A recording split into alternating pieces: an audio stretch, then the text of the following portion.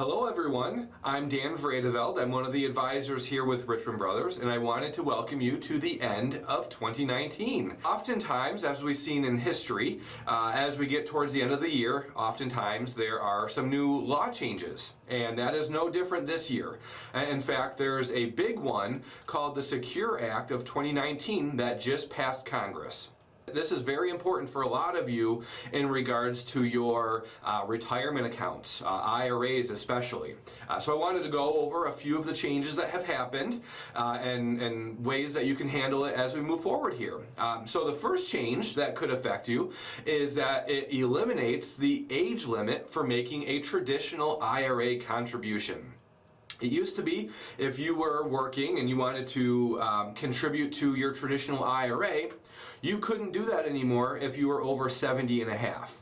Well, that age restriction is gone now. You can be as old as you want, still working, as long as you meet all the requirements, you would still be able to make a traditional IRA contribution. And where this might affect some of you if you are considered a high income earner, you make too much money for a Roth IRA contribution, you can do what you might be aware of is called a backdoor Roth IRA conversion. That's where you can contribute to the IRA and convert it to the Roth IRA.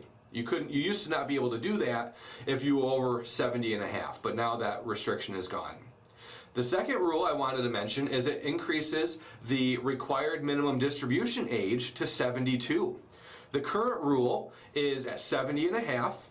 You need to start taking money out of your IRA or 401k, any of your tax deferred accounts, and pay the taxes on it. Well, that rule has been adjusted to 72 now.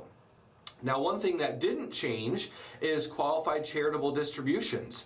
That used to be allowed at 70 and a half, and it still is. So if you're somebody that is 70 and a half, even before you're 72 and your RMDs haven't hit yet, you can still give to a charity out of your IRA.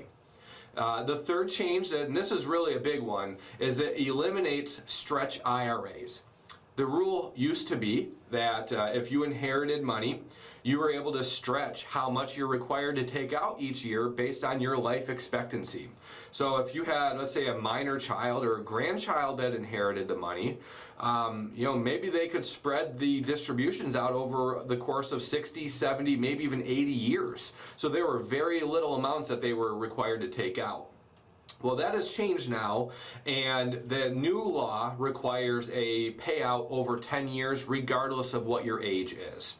And so it does create larger distributions, which could cause more tax issues, especially in regards to a trust. In trust accounts, if the trust is making over $12,950, which would include the required minimum distributions that are taken, the taxes are at 37%, the highest tax bracket that there is. So it's just something to consider again when using a trust as the beneficiary to an IRA or a 401k. These are three of the big changes as part of the Secure Act of 2019. There are quite a few other changes that may affect you as well, but we felt these were the three big ones I wanted to cover. So if you are one of our clients and this does affect you, we will reach out to you and we will work with you one-on-one to make sure that we're adjusting the retirement plan in light of these new changes. And if you're not a client, we're not working with you currently, and you do have concerns or questions, please let us know. We would be more than happy to sit down and review your situation and see how these changes might affect you. Either way, I hope you and your families have a Merry Christmas and a Happy New Year. Thank you.